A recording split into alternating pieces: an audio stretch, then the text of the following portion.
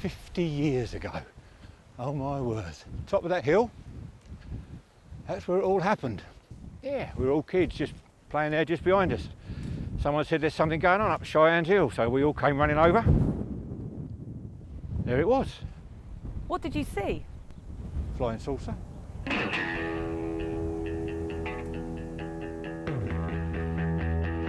50 years ago today, a flying saucer landed on the Isle of Sheppey. We're going to find out what really happened out on the marshes. 1967 was the year of the Summer of Love. Science fiction was exciting the imagination of the British public. TV screens featured Doctor Who and his foes, terrifying viewers hidden behind their sofas. You think the Cybermen will help you? The threat of nuclear war seemed to be a button push away. And the nation was in the grip of UFO fever.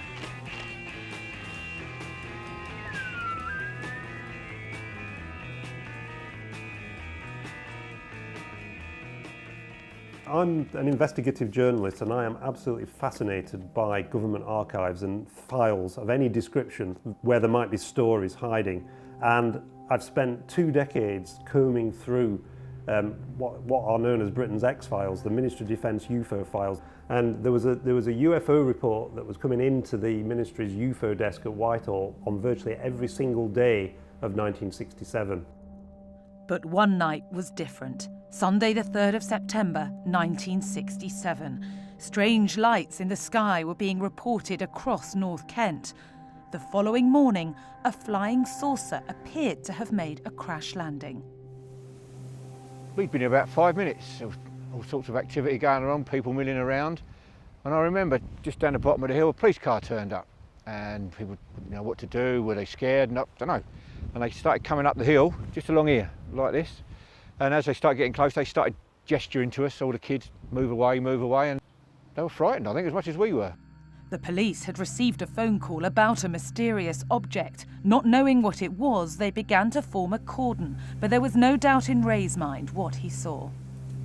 Well, it was a flying saucer, with no two ways about it. It was there, it was the old flying saucer shape, you know, it was silver, big dome with the thing around the outside. Yeah, it was flying saucer.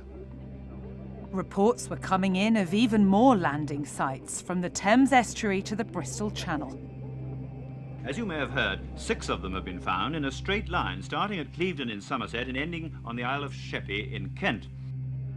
Each of the flying saucers began to release a low, ominous tone. Was Britain under attack? The government didn't want to take any chances. At RAF Manston, a whirlwind helicopter was scrambled to bring in the Sheppey saucer.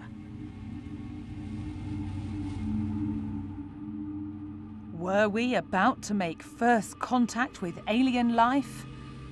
No.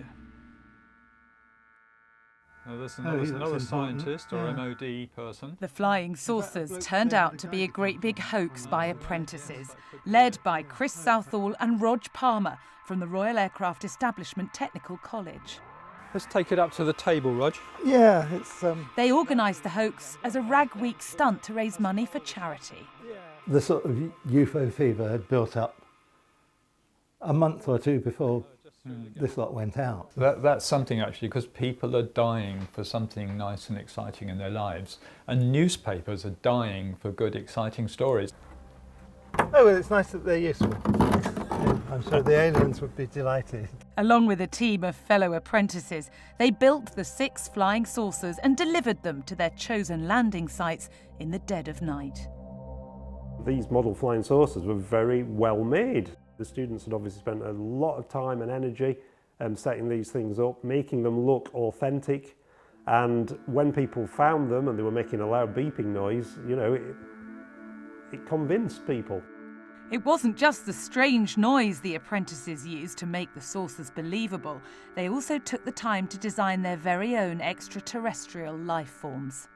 Chris had boiled up an assortment of different potential aliens. Which was flour and water cooked up together, just to give us this amorphous, horrible, slimy, and who knows what, once they get inside, there's this stuff that you can't identify, which may be dead alien, or it may be live, and it may be about to come out and start eating you, or, One of the sources, when they actually drilled into it, because it was full of this compacted sort of papier-mâché mess, it actually exploded and showered the police officers with this stuff. And if it had have been some kind of radiation hazard, how would they have dealt with that? It would have been a disaster area. And what did they do? They just washed it down the drains.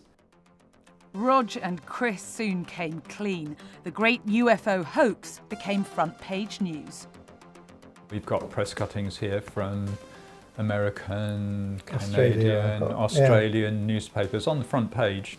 As well as making the headlines, letters and donations came flooding in. The apprentices raised over £2,000, but not all the feedback was positive.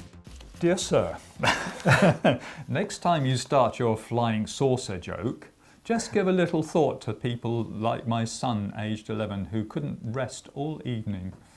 He had to see the news all night on TV and had to have a light on when he went to bed. He loves all spaceship plays on TV and he thinks they're fine. But last night he had me worried. It wouldn't be so bad if he didn't have a hole in the heart operation years ago. Your joke wasn't really so good, was it? Mrs. Fox. You win some, lose some, eh? Yeah. And when it comes to UFO landings, Dr. David Clark believes this story proves all the conspiracy theories wrong. I think it's one of the most important stories in the Ministry of Defence UFO files, and it's the one that is often the most overlooked. Because I think for people who like to believe that we are being visited by aliens and that the Ministry of Defence and the US government know this and that they're keeping it secret for some bizarre reason, I think this story, when you look at it, shows that that can't possibly be true. Because if aliens really had landed, and this is an example where for a few hours, people thought aliens really had landed, how could you possibly keep that secret? And what became of the flying saucers themselves? Well, We were fairly upset by the fact that one had been blown up by the army, which isn't a very nice thing to do to the aliens.